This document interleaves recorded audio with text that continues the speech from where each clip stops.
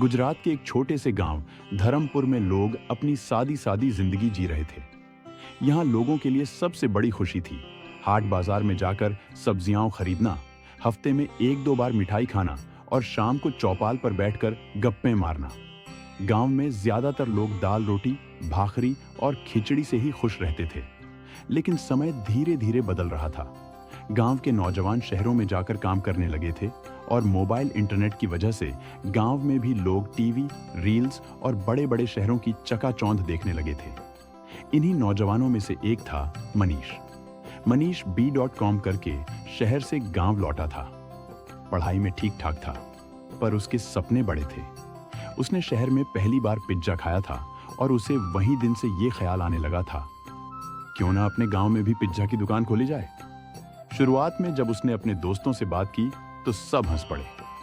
एक दोस्त ने कहा, अरे ओ मनीष, पिज्जा का नाम गांव के लोग सही से ले भी नहीं पाएंगे, खाने की तो बात ही छोड़।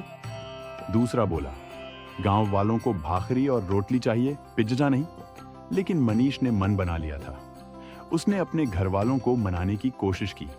पिताजी पहले तो गुस्सा हुए, अरे तू कोई नाटक मत कर, खेती बाड़ी कर या किराना की दुकान खोल, ये पिज्जा विज्जा यहाँ कोई नहीं खरीदेगा।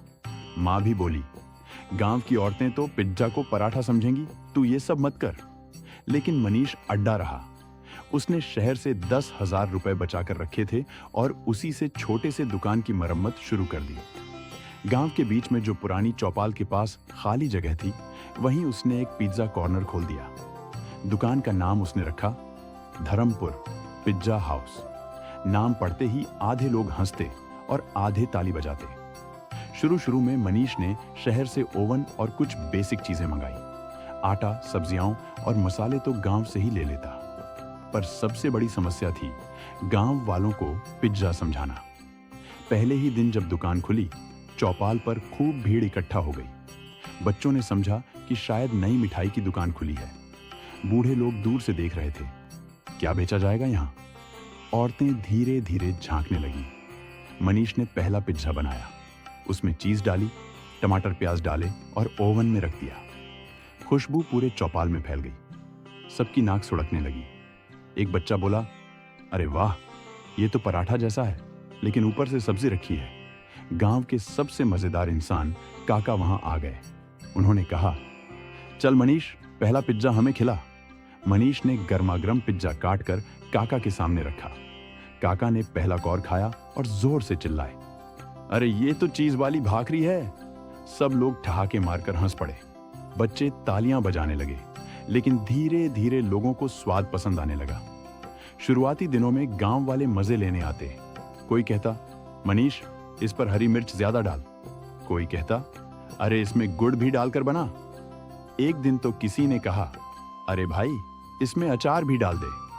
मनीष को हंसी भी आती और गुस्सा भी, लेकिन उसने हर किसी की फरमाइश मानने की कोशिश की। धीरे धीरे गांव वालों ने इसे अपनाना शुरू किया। बच्चे स्कूल से सीधे धर्मपुर पिज्जा हाउस जाने लगे। लड़कियां अपनी सहेलियों के साथ वहां बैठकर फोटो खिंचवाती और व्हाट्सएप पर डाल देती, पिज्जा टाइम। गांव के नौजवानों के लिए तो ये जगह मीटिंग स्पॉट बन गई। पहले जहां चौपाल पर ताश खेला जाता था, अब पिज्जा की दुकान पर बैठकर मोबाइल चार्ज किया जाता और रील्स बनाई जाती। सबसे मजेदार किस्सा तब हुआ जब गांव के सरपंच पहली बार पिज्जा खाने आए। उन्होंने बड़ी शान से कहा, मनीष बेटा, हमारे लिए सबसे बढ़िया वाला बनाना। मनीष ने एक्स्ट्रा चीज वाला पिज्जा रखा। सरपंच ने एक टुकड़ा उठाया और खाने लगे। थोड़ी देर बाद बोले, अरे ये तो बहुत महंगा है, इसमें चीज मत डाल, ऊपर से घी डाल दे। पूरा गांव हंसी से लोटपोट हो गया। कुछ ही महीनों में दुकान इतनी मशहूर हो गई कि आसपास के गांवों से लोग आने लगे। पहले जो लोग हंसते थे, वही अब अपने बच्चों को कहने लगे, चलो पिज्जा खिलाते हैं। मनीष की दुकान अब गांव का पहला कैफे जैसा बन चुका था।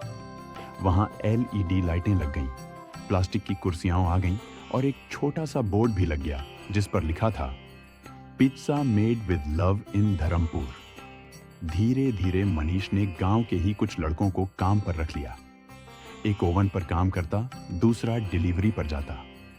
अब तो गांव में मोटरसाइकिल से पिज्जा की डिलीवरी भी होने लगी। बच्चे खुश होते, वो देखो, हमारी गली में पिज्जा आया।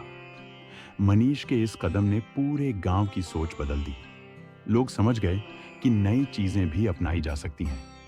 खेती बाड़ी के साथ साथ छोटे बिजनेस भी किए जा सकते हैं। गांव के और नौजवानों ने भी चाय कैफे, आइसक्रीम की गाड़ी और छोटी दुकानें खोलनी शुरू कर दी। कहानी का सबसे मजेदार मोड़ तब आया जब शहर से एक टीवी चैनल गांव में आया। उन्होंने मनीष का इंटरव्यू लिया और खबर बनाई। जहां कभी लोग सिर्फ भाकरी खाते थे, अब वहां पिज्जा का स्वाद सबकी जुबान पर। अगले ही दिन मनीष की दुकान के बाहर और भी ज्यादा भीड़ लग गई। आज धर्मपुर पिज्जा हाउस पूरे जिले में मशहूर हो चुका है। गांव वाले गर्व से कहते हैं, हमारे गांव में भी पिज्जा मिलता है। और मनीष हर रात दुकान बंद करते हुए सोचता है, सपना सच हो गया। गांव में भी अब शहर वाला स्वाद है।